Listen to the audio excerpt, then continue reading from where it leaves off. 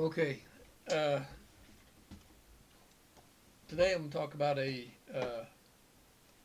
new book I just wrote, but and I want to encourage everyone to go get it and order a copy of it. Understand this book is a series of, literally a series of emails that I sent to the Oklahoma Sheriff's Association director and the assistant director. Now, when they came out in the National Sheriff's Association uh, endorsed the new policy coming out from the federal government to oh, we'll give you more money so you can come out and stomp on people over animal rights laws and things. The Oklahoma Sheriff's Association come out and said and endorsed the same thing. Oh yeah, that's what we want. We want the federal government to give us more money so we can stomp on people over animals that they own, that the individual owns. And under the, all of it's based on communism. It's the same animal rights laws that Adolf Hitler used to destroy human rights in Nazi Germany.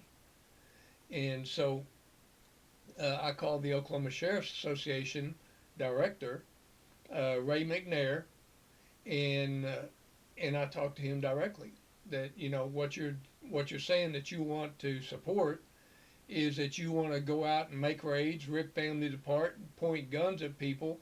You want to create situations where sheriff's deputies may kill a person to defend the animal that that person owns. So you put a higher value on an animal than you do human rights and human lives of the people. And he was, oh no. I'm just trying to get more resources. I thought I'm just trying to get more resources. More resources for what? So you can stomp on people, the same people you're supposed to be protecting the rights of. These guys are communist, and they're too stupid to know they're communist. And he, I told him I'm a gamecock farmer, and I'm one of the people that you want to come out and make a raid against over a chicken that I own. He said, "Oh I support the gamecock farm." Now this is Ray McNair. I support the gamecock farmers being able to sell their chickens and things. No, we and I like I told no, we have the right to harvest our livestock. We have the right to earn a living. Well, what do you mean harvest? I mean we have the right to harvest our gamecocks, our livestock, the same way that gamecocks have been harvested for more than 4,000 years by competing one gamecock against another gamecock. That's the way you harvest a gamecock. Well, oh, so you mean you're fighting your chickens? I said, yeah, that's the way you harvest a gamecock. He said, oh, well, we could come out and arrest you for that. And I said, well, that'll be the day you kill me. His statement was, what? You mean you would fight us over a chicken? And I told him, I said, no, I'm not fighting you over a chicken. I'm fighting to protect my God-given, constitutionally protected right to my life, my liberty, my pursuit of happiness, my culture, my heritage, my agriculture industry, my means of earning a living and providing for my family, my private property, my home, and my family. That's the things I'm fighting for. You're trying to take those things away from me over a chicken that I own because you're stupid. You have been indoctrinated with this idea that you can stomp on people's rights for whatever reason you want to, even if it's a chicken. And there's a research paper you need to read. It's titled "Understanding Nazi Animal Protections and the Holocaust," written by a college professor named Boreas Sachs. And in this research paper, this college professor states that the Nazis enacted animal rights laws in order to reduce man to the status of an animal, thereby allowing the government to treat some segments of society like animals. See, your animal rights laws are an attempt to force paganism on the American people. Now, how do you enforce any law, any like paganism? How do you enforce it? The same way Adolf Hitler did. You use communist control mechanisms. So, and I talked to him. I said, hey, I would like to send you a series of emails explaining all this and how you're being used to violate our human rights, as you are assisting in promoting and supporting this communism.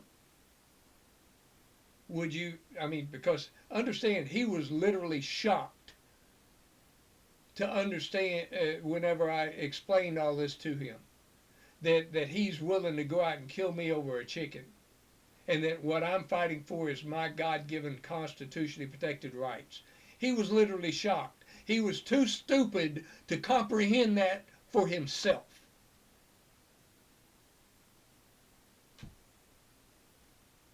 But he said he would be willing to look at the emails that I sent him, and he would be willing to read them.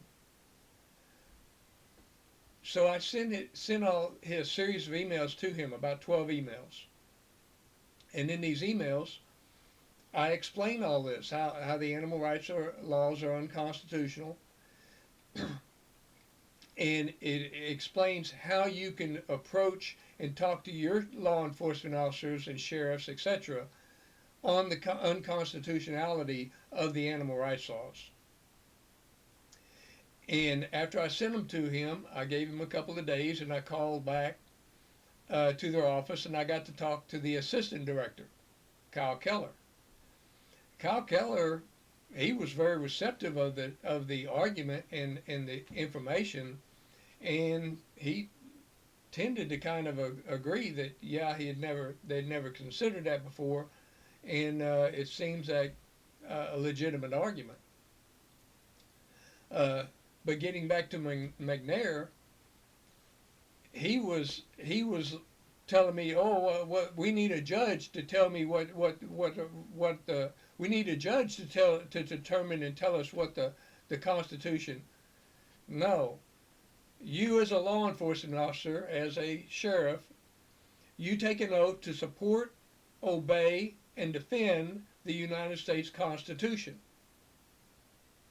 Now, if you need somebody else to interpret the Constitution and tell you what the Constitution means and says, then you're incompetent and you need to resign from your job. I mean, can you understand the Constitution? Well, yes, I can understand. Okay, then. We have in America, we don't have rulers. So judges do not issue rulings. They issue their opinion. And when you have a majority of the judges agreeing, then that decision or that opinion becomes a decision. But it's still based upon opinions. And so the sheriff cannot defer his opinion to the opinion of these judges. Well, yeah, but we have to. No, would you defer your opinion? And would you defer your? And this is written in the book. Would you defer your opinion over Dred Scott in that decision to the judges? Well, I'm not familiar with that. Really? Well, the Dred Scott case. Let me explain it to you. The Dred Scott case is where a slave, black man in America, sued for his rights to be a free person. He sued to try to peacefully take back his rights and have the government acknowledge that he was a human being and that he was a free human being with the same God-given constitutionally protected rights as all other people.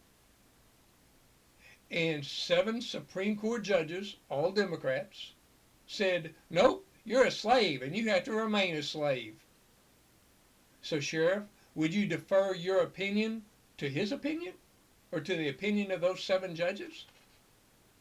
Because if you would, then you're an idiot that doesn't that you wouldn't recognize that human beings are all equal and we all have rights. So anyway, that was the discussion I had with this sheriff's association director. And a couple of days later, a friend of mine I was talking to in Louisiana, Jim, recommended that I write a book. And I told him I'm not really interested in writing another book. I've already written a book titled God Gave Man Dominion, the Foundation of American Government. You can order this book on Lulu Press. It's an on-demand print company. They print the book and mail it directly to you. And in that book, it gives all the arguments that you need to prove that every animal rights law in the United States is unconstitutional. Well, when I said I wasn't interested in writing another book, about 2 hours later, my fiance, his wife, told me, said, I think you need to write another book. So I took that as confirmation that I'm supposed to write another book. And so I got to thinking about these emails that I sent to this sheriff association director, and I decided that would make a good book. It would educate people on how to approach and bring this subject up and discuss it with their law enforcement. And you can simply buy copies of the book and give one to your sheriff. And so I wrote a lead-in explaining the lead-in to how the book came about, and then I subdivided it by chapters based upon the emails, included some more information and arguments and things on jury nullification and right of the jurors to judge the law, etc. And I just published this book.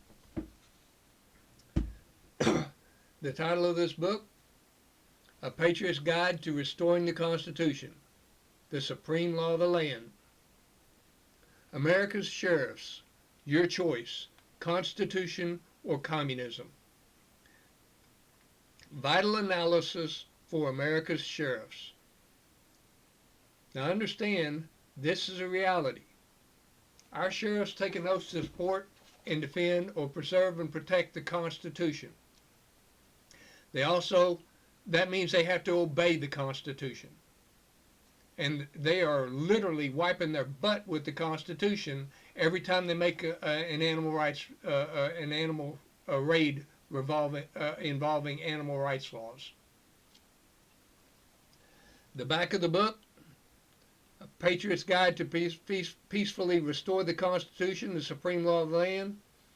In this book, we expose the plan of the global elite as they desperately work to bring about their plans for a new world order, one world government, run under the communist policies of the United Nations Agenda 21 plan. The foundation of communism is paganism, just like Adolf Hitler did with his animal rights laws in Nazi Germany. And this animal worship is being codified into laws through the animal rights laws. Paganism is brought about under the guise of socialist ideology, of majority rules. But socialism requires communist control mechanisms for enforcement.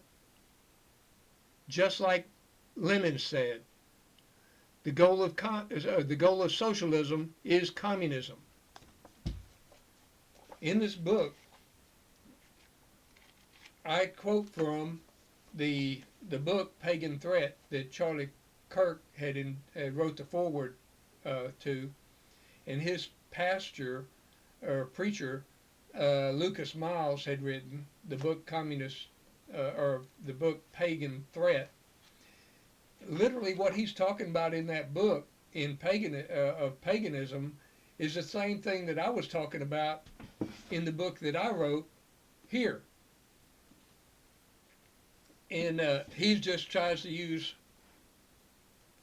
write it at a college PhD level, where I write and try to write it at a level that is an eighth grade reading comprehension level, so everybody can read it and understand it for themselves without having to have an interpreter. But you can order this book. You can order this book at Lulu Press. It's like I said, it's an online print company. You order the book, and they don't even print it until you order it. And then once you order the book, they print it and they mail it directly to you. This book is less than $21, so anybody can afford it. I encourage everyone to get at least one copy, and if you can get it, get 2 or 3 copies and take one down and give to your sheriff. So I appreciate your time today. Thank you much, and God bless.